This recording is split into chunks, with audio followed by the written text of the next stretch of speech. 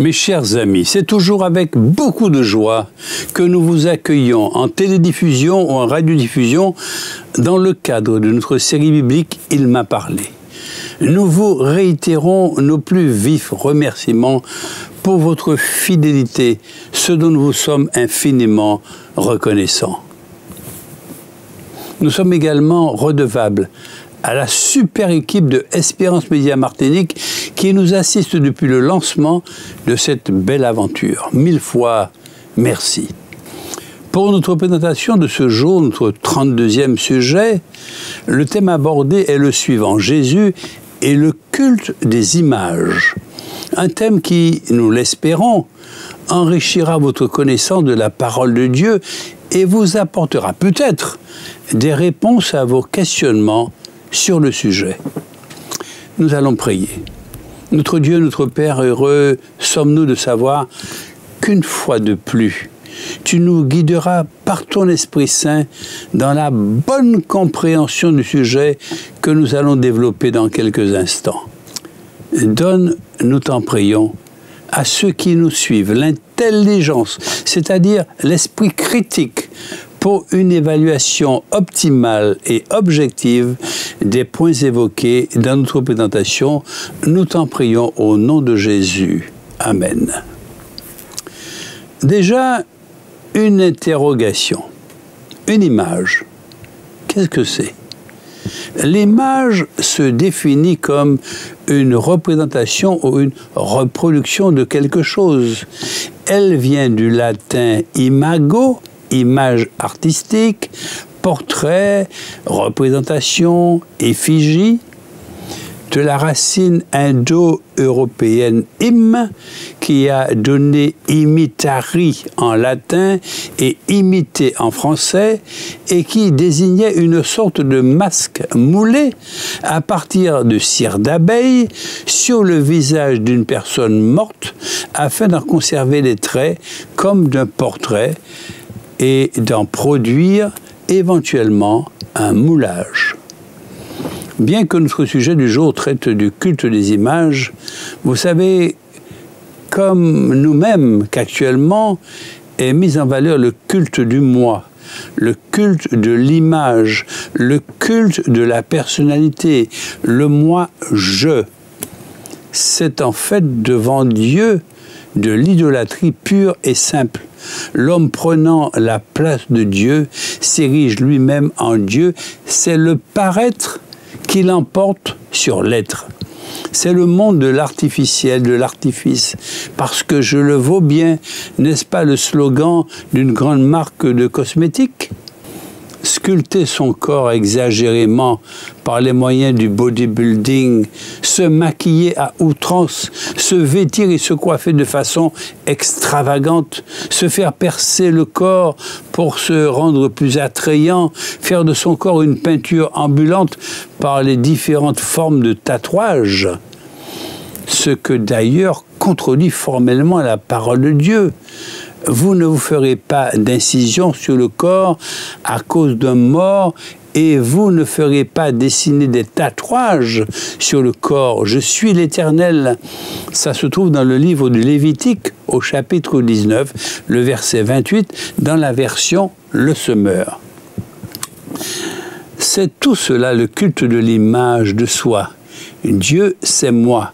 C'est cela le narcissisme, c'est cela l'égoïsme à l'état pur. Vous comprenez pourquoi certains métiers connaissent une véritable explosion, comme celui de conseiller en images. Sommes-nous éloignés de notre sujet principal? Pas tant que cela. L'image aujourd'hui, mes chers amis, c'est notre quotidien. Un quotidien qui évolue dangereusement de plus en plus avec les nouvelles technologies de l'information et de la communication. L'écran, la télévision, les ordinateurs, les tablettes, les portables, les montres connectées, etc. occupent une place dominante dans la société du XXIe siècle. L'image, pour certains, est incontournable. On lui attribue un pouvoir de communication plus important que celui accordé à d'autres éléments, comme celui de la littérature. Comme on dit, une image vaut 1000 mots. Face à cette dictature de l'image, des garde-fous juridiques tels le droit à l'image sont mis en place comme beaucoup d'autres par ailleurs. L'explosion démesurée du monde de l'image étant l'une des préoccupations majeures de notre société et des familles en particulier. Cette longue introduction de l'image vue par la société, mais aussi du culte de l'image, nous conduit tout naturellement à la Bible, la parole de Dieu, afin qu'elle nous éclaire davantage. Déjà, dans le livre de la Genèse, le livre de nos origines, il est écrit au chapitre 1er et au verset 26e, « Dieu dit enfin, faisons les êtres humains qu'ils soient comme une image de nous, une image vraiment ressemblante, qu'ils soient les maîtres des poissons dans la mer, des oiseaux dans le ciel et sur la terre, des gros animaux et des petites bêtes qui se meuvent au ras du sol. » Il s'agit d'une ressemblance mentale, morale et sociale. Sur le plan intellectuel, l'homme a été créé doué de raison et de volonté, capable de raisonner et de choisir, ce qui reflète l'intelligence et la liberté de Dieu.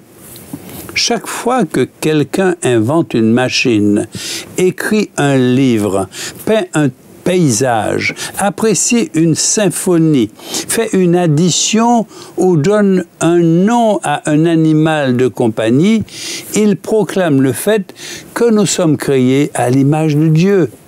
Sur le plan moral, l'homme a été créé parfaitement juste et innocent, ce qui reflète la sainteté de Dieu.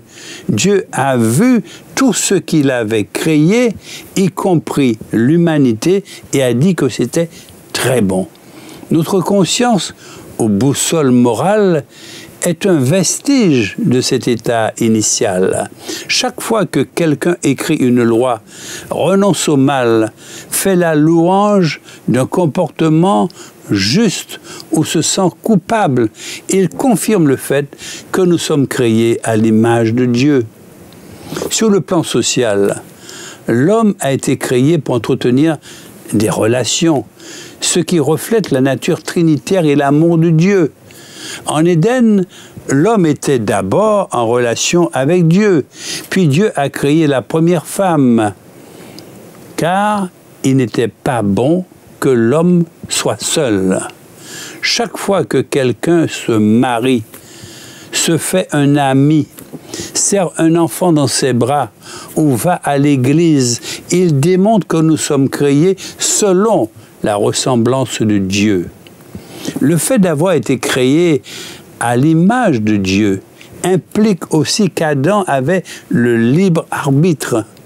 Quoique créé avec une nature juste, Adam a fait le mauvais choix de se rebeller contre son Créateur. Ce faisant, il a corrompu l'image de Dieu en lui et transmis cette ressemblance brisée à tous ses enfants, y compris nous. Aujourd'hui, nous portons encore l'image de Dieu, mais nous portons aussi la marque du péché. Nous subissons les conséquences du péché sur les plans intellectuels, moral, social et physique. Si Dieu seul est digne de louange, alors pourquoi cette vénération d'images, de statues et d'idoles? Alors que la parole de Dieu déclare expressément que notre Dieu créateur est esprit, mais le moment vient, et il est même déjà là, que les vrais adorateurs adoreront le Père en étant guidés par son esprit et selon sa vérité. Car tels sont les adorateurs que veut le Père. Dieu est esprit, et ceux qui l'adorent doivent l'adorer en étant guidés par son esprit et selon sa vérité. Jean chapitre 4, les versets 23 et 24. Alors que la parole de Dieu, le révélateur de la vérité, une fois encore insiste sur la portée universelle du deuxième commandement qui se trouve consigné dans le livre d'Exode, chapitre 20, versets 4 à 6, « Tu ne te feras point d'image taillée, ni de représentation quelconque des choses qui sont en haut dans les cieux, qui sont en bas sur la terre et qui sont dans les eaux plus bas que la terre. Tu ne te prosterneras point devant elles et tu ne les serviras point. Car moi, l'Éternel ton Dieu, je suis un Dieu jaloux, qui punit l'iniquité des pères sur les enfants jusqu'à la 3e et à la 4e génération de ceux qui me haïssent, et qui fait miséricorde jusqu'en 1000 générations à ceux qui m'aiment et qui gardent mes commandements. » En dépit de toutes ces déclarations très explicites que la Bible renferme, d'où vient cette contradiction bien réelle entre cet avertissement formel de Dieu et la pratique courante du culte des images dans des églises du monde chrétien? Pour certains dirigeants religieux, il n'y a là aucune contradiction. Ils affirment même que le second commandement n'interdisait pas la fabrication des images, puisque des représentations et des images de chérubins furent faites par Moïse sur l'ordre de Dieu. Disons en toute honnêteté, mes chers amis, que ces chérubins faits par Moïse sur l'ordre de Dieu n'étaient jamais vus du peuple, sauf du grand prêtre, une fois par an, que jamais aucun homme ne se prosterna, ne brûla de l'encens, ni n'adora devant eux. D'ailleurs, mes chers amis, quand les Israélites ont adoré le veau d'or au Sinaï, ils ne le firent que comme une aide à la dévotion relativement, pour ainsi dire. Car Aaron dit « Demain, il y aura fête en l'honneur de Jéhovah ».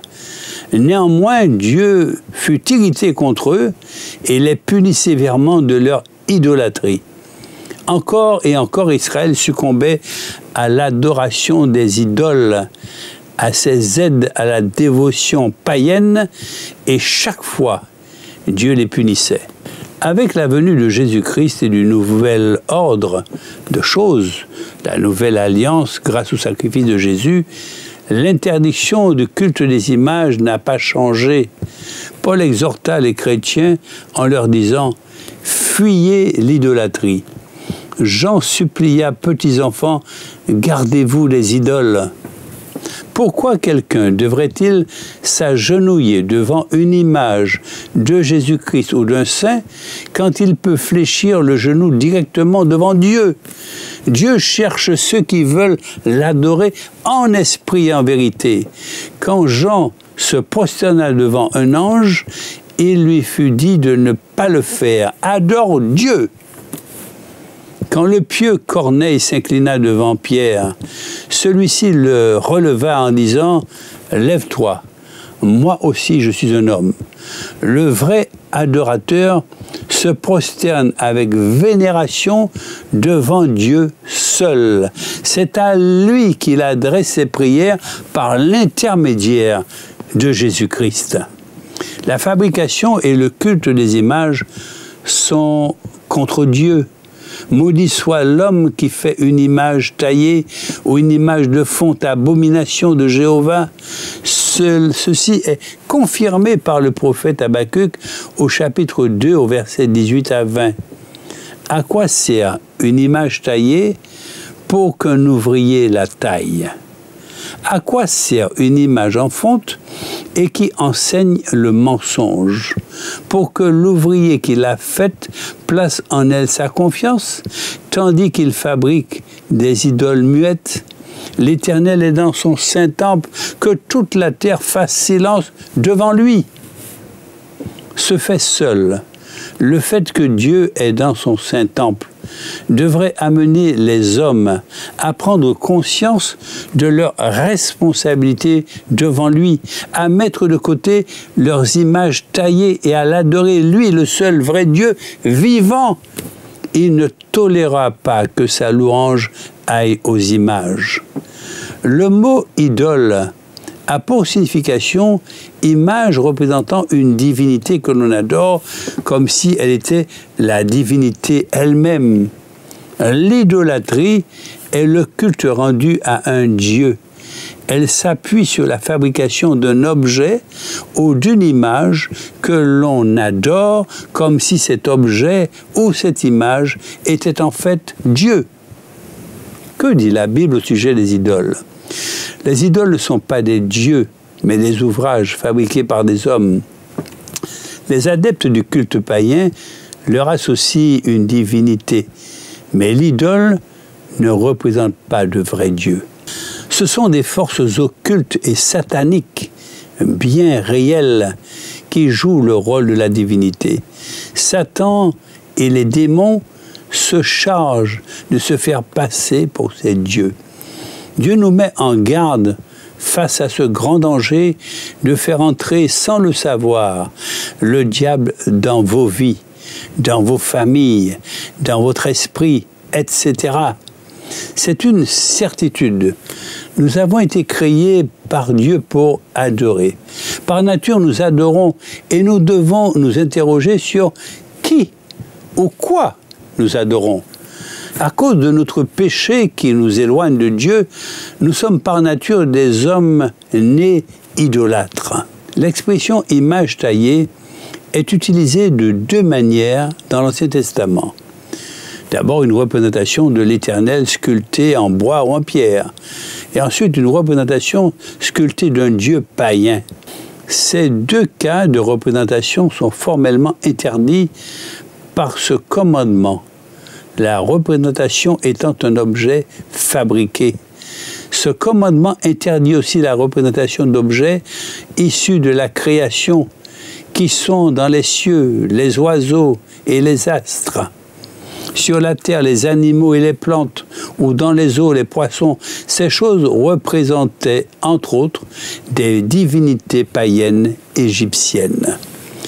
Dieu rappelle cet interdit parce que, contrairement à ce que les Hébreux ont vu en Égypte, lui ne s'est pas laissé voir à eux à Horeb lorsqu'il leur parla du milieu du feu. Le Nouveau Testament confirme la nature idolâtre des hommes et les représentations qu'ils se fabriquent. Au lieu de glorifier Dieu, ils vont jusqu'à le remplacer par un homme mortel, alors que le bon sens permet de connaître Dieu par la création. Les perfections invisibles de Dieu, sa puissance éternelle et sa divinité se voient comme à l'œil depuis la création du monde quand on les considère dans ses ouvrages, Romains chapitre 1er et au verset 20.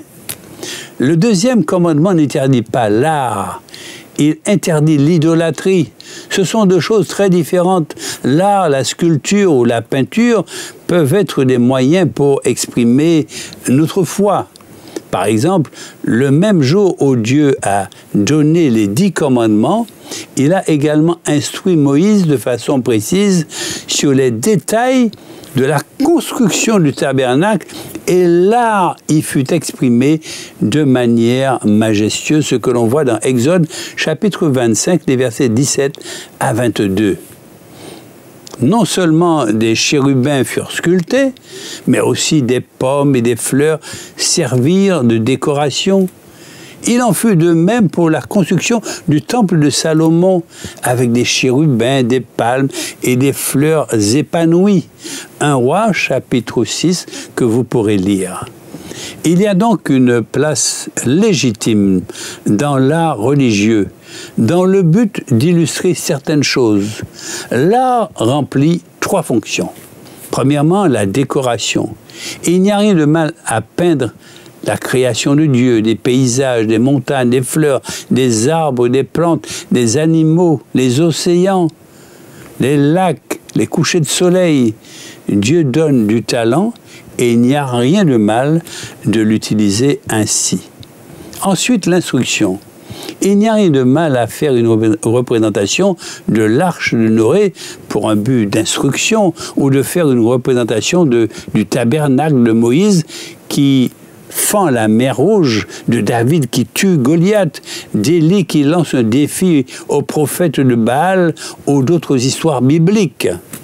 Et enfin, l'adoration. Contrairement à la décoration et à l'instruction, la Bible interdit l'utilisation de l'art pour nous aider à adorer Dieu. Un danger pourrait être lié aux représentations de Jésus. Premièrement, nul ne sait quelle était son apparence physique. Et deuxièmement, du fait que Jésus est digne de notre adoration et qu'il est le Fils de Dieu, il pourrait y avoir confusion. Une représentation de Jésus pourrait vite devenir un objet de dévotion. L'interdiction des images est donc directement liée à l'acte d'adoration. Lorsque l'art devient la représentation d'un Dieu et que cet objet est adoré, alors nous outrepassons notre droit à l'art et violons le second commandement. Le Nouveau Testament perçoit l'idolâtrie comme allant bien plus loin que le simple acte de se prosterner devant des statues de bois. L'ennemi est bien plus subtil que cela. En fait, l'idolâtrie est tout ce qui nous éloigne de Dieu et qui prend plus d'importance dans ma vie que lui.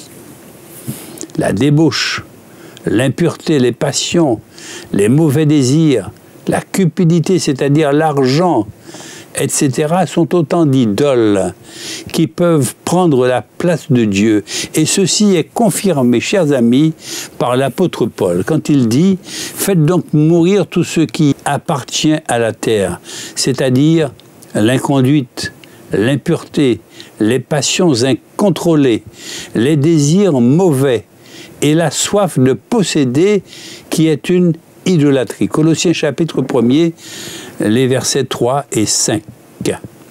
Ce à quoi nous nous abandonnons devient notre Dieu. La plupart des gens dans le monde n'adorent pas Bacchus, le dieu romain du vin, mais beaucoup de gens adorent la bouteille. La plupart des gens dans le monde ne se prosternent pas devant Aphrodite, la déesse du sexe, ni devant Artémis, la déesse de la fertilité couverte de mamelles, mais beaucoup de gens se prosternent devant le sexe et en font leur Dieu. Tu ne te prosterneras point devant elles et tu ne les serviras point. Exode 20, première partie du verset 5. En se prosternant et en servant, on exprime notre adoration. Même en voulant vénérer des objets, on glisse rapidement vers l'adoration de l'objet et on le substitue au seul vrai Dieu. On ira aussi les servir. L'interdit de ce verset est donc précis et utile car il évite à l'œil d'être attiré et à l'âme d'être séduite et capturée.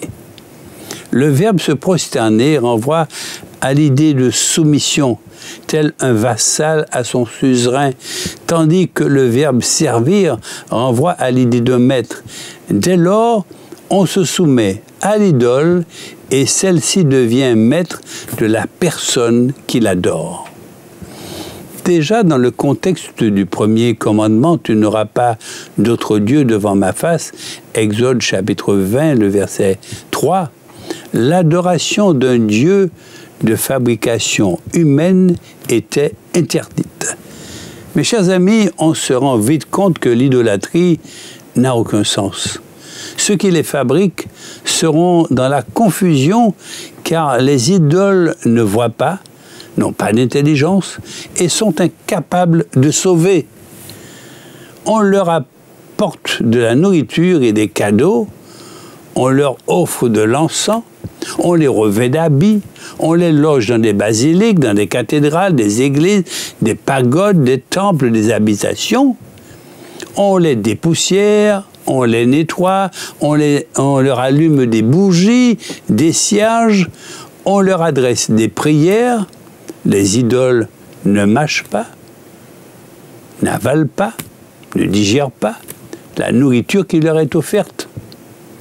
Elles ne parlent pas, ne bougent pas, ne chantent pas et n'aident pas.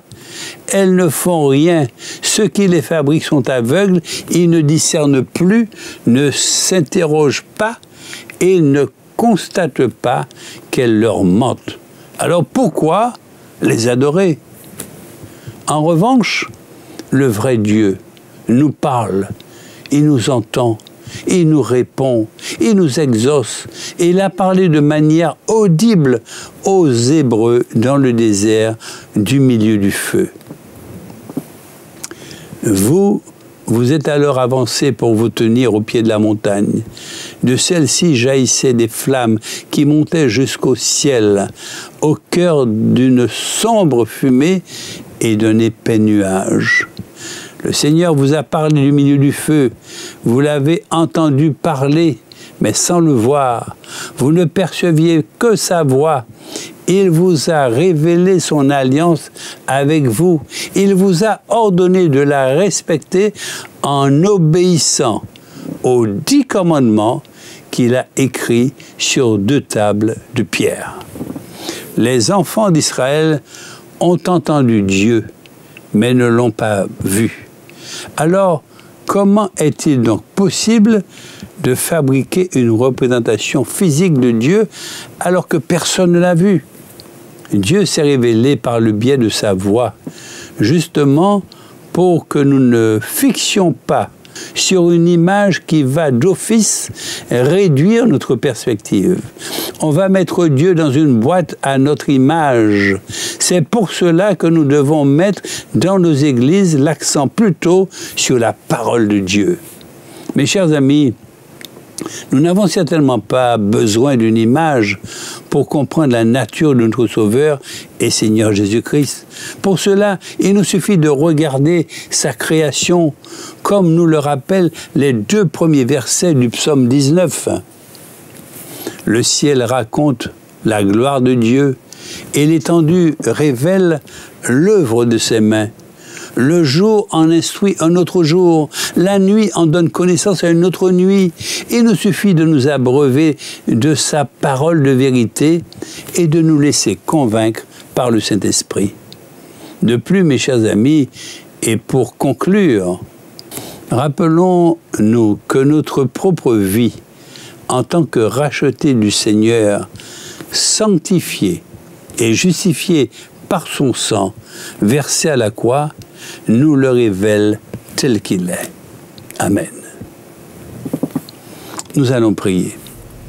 Merci, bon Père Céleste, pour l'assistance de ton Esprit Saint qui, une fois de plus, a touché les cœurs et les esprits de nos amis qui ont suivi la présentation du jour.